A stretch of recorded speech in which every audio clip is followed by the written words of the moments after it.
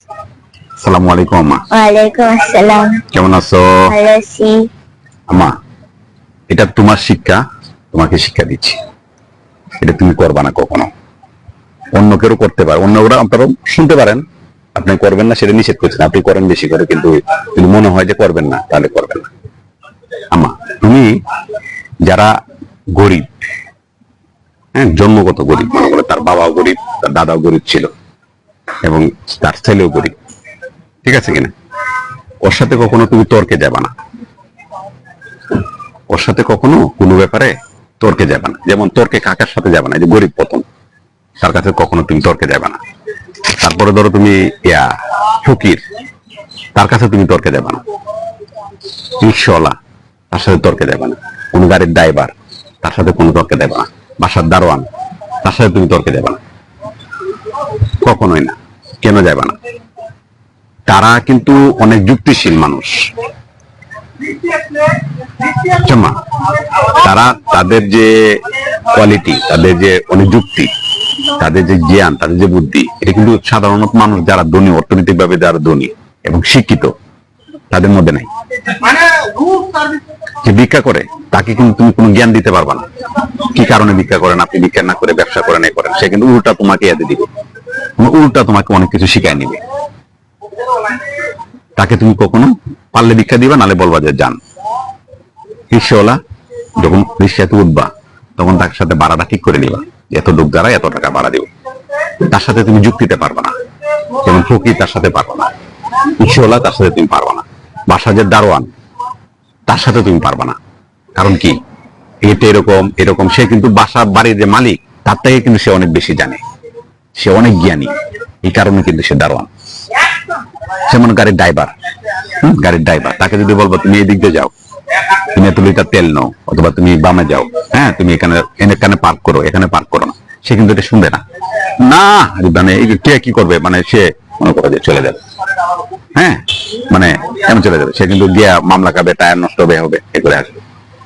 বাসের হেল্পার, বাসের দারোয়ান, বাসের হেল্পার দিয়ে, বাসের ড্রাইভার, তাদের সাথে কখনো কোনো ব্যাপারে তুমি কখনো তর্কে যাবে না।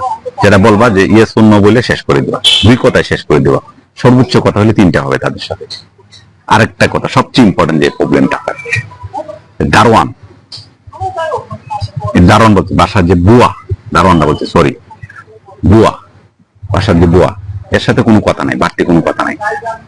বাসা যে কাজ করে তার সাথে তুমি কিন্তু তাকে জ্ঞান দিতে যায় না, যে এটা করলা না কেন, এটা এইভাবে করছো কেন, ওইটা ওইভাবে করছো কেন, সে তো জানে না।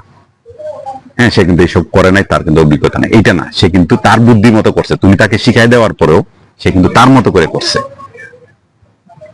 সে কিন্তু তোমার কথা, বাড়িওয়ালার কথা, তোমার কথা কিন্তু সে শুনবে না। এর জন্য তাকে এক কথা বলে দিবা, যদি না হয় তাহলে শান্তি নিবা। হ্যাঁ, কারণ তার সাথে যদি তাকে বুঝাইতে যাও, এটা করছো কেন, ওইটা করছো কেন, জেসমিন তুমি এটা করছো কেন, এটা এইভাবে করতে পারতা, ওটা এইভাবে করতে পারতা, তার এই ধরনের জ্ঞান বুদ্ধি তার নাই। তাকে জ্ঞানটা নাই, তাকে জ্ঞান দেওয়ার লাভ নাই। সে যেটা বুঝছে তাকে তুমি অর্ডার করতে হবে। তাদের যে গরিব যারা, তাদেরকে অর্ডার করতে হবে, তাদের সাথে কোনো জ্ঞান দেওয়ার দরকার নেই। যেমন ফকির আসবে, যান, ভাড়া কত, রিক্সাওয়ালা, যান, এত টাকা ভাড়া, যাবেন, শেষ। দারোয়ান, গেট খুলেন, এটা নিয়ে আসেন, ওটা দিয়ে আসেন, এতটুকু কথা, আর তার সাথে আর কোনো কথা নেই। কথা কি মনে থাকবো? হ্যাঁ, চলার পথে বলার পথে বলতে পারে যে ধনী গরিব বিষয়টা না, তার সাথে যদি তুমি ঝগড়া করো, বার্গেটিং এ যাও, কথার কাটাকাটিতে যাও, তোমার মান সম্মান থাকবে না। তোমাকে করে ইজ্জত মারে দিবে, তোমার এটা ওইটা, মানে যা তা তুলে, তোমার এটা করো, এটা করছো, এটা করছো, তোমার এটা হয়েছে, তুমি ভালো না, তুমি খাইতে দাও না, তুমি পড়তে দাও না, তুমি রাস্তা গালি আলাস করছো, মানে তোমার, মানে তুমি ছোট লোক, তুমি তো, তোমাকে একবারে রাস্তায় নামাই দিবে, একবার নিঃস্ব করে দিবে। তোমার মান ইজ্জত বলতে কিছু থাকবে না তোমার, একবারে। কথা বুঝতে পারছো?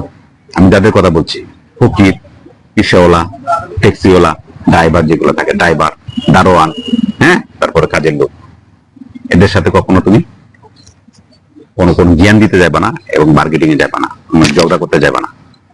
এদেরকে শুধু অর্ডার করবা, প্রয়োজন লাগলে অর্ডার করো, প্রয়োজন হলে তাকে রাখবা, না হলে তাকে বাদ দিয়ে দিবা। কিন্তু তাদের সাথে তাকে জ্ঞান বুঝায়, তাকে মানে তাকে বুঝাইবা, বুঝাইলে সে বুঝে যাবে, সে এটা এটা এটা এরকম, এটা এরকম, তুমি স্যার বলছে দেখে, তুমি ম্যাডাম বলছে দেখে সে শিখবে, শুনবে। নো, কারণ অর্থনৈতিক ভাবে যারা গরিব থাকে, দাঁড়াইয়া থাকে, হ্যাঁ, জন্মগত কারণে গরিব থাকে, তারা শুধু একটা কারণে গরিব থাকে, তারা সব জানে, সব বুঝে, কিন্তু কাজটা করে না। হ্যাঁ, তারা শুধু কাজ করে না। হ্যাঁ, একটা মানুষের তো সব বুঝার দরকার নাই, সব জানার দরকার নাই। তুমি যে যেটা বুঝো, যে এটা একটা বুঝো, মানে তুমি পড়াশোনা পারো, তুমি পড়াশোনা করো, তুমি চাকরি মানে তুমি ইয়া করতে পারো, ব্যবসা জানো, ব্যবসা করো, তুমি কাজটা জানো, ধান চাষ করতে ধান চাষ করো, না এটা করবেন, সে সব জানে, কোনো কিছু করবে না। তারা সবসময় গরিব থাকে, তারাই এই লেভেলের নামে আসছে। মানে এত কিছু জানার কারণেই সে কিন্তু গরিব। সে যদি কম জানতো, কম বুঝতো, করে যদি কাজটা বেশি করতো, তাহলে কিন্তু সে কখনো গরিব থাকতো না, বিক্ষোভ থাকতো না, এও থাকতো না। আমি বলতে পারো যে কোনো কাজকে ছোট করে দাম, ছোট করছে না, কোনো কাজকে ছোট করছে না। ড্রাইভার যে সবাই খারাপ তা কিন্তু না, ফকির যে সবাই খারাপ তা কিন্তু না, সব যে দারোয়ান খারাপ তা কিন্তু না। শতকরা 10%, 5% ভালো আছে, এটা তো আপনি হিসাবে আনতে পারবেন না। হ্যাঁ, শতকরা যে বুয়া শতকরা 10% খুব ভালো, মানে নিজের মতো করে সব কাজ করে, ঠিক আছে। শতকরা 10%, 5% দিয়ে তো আপনি মনে করেন যে পৃথিবী চালাইতে পারবেন না, 50-50 লাগবে। যে শতকরা 10% সব জায়গায় ভালো থাকে, সবকিছুই থাকে। আমি সবার কথা বলছি, শতকরা 10% যারা, তাদের কথা বলছি, তাদেরটা বাদ দিয়ে বলছি। তুমি তো তাদেরকে খুঁজে পাবে না, তো 10% কোথায় পাবে, খুঁজে থাকে পাওয়া তো মুশকিল। শতকরা 10 জনের মধ্যে খুঁজে পাওয়া কঠিন না। দেখবা যে এভারেজ সবাই দেখবা যে এরকমই। এর জন্য কি করবা, কখনো এদের সাথে বার্গেনিং যাবা, তোকে যাবা না, মনে থাকবো। আপনারা ইচ্ছা করলে করতে পারেন, যদি মনে হয় যে না আমরা আমি সব জানি, নো প্রবলেম, আপনি মতো আপনি করেন। আমি আমার মেয়ের জন্য বলছি, ঠিক আছে মা? আসসালামু আলাইকুম।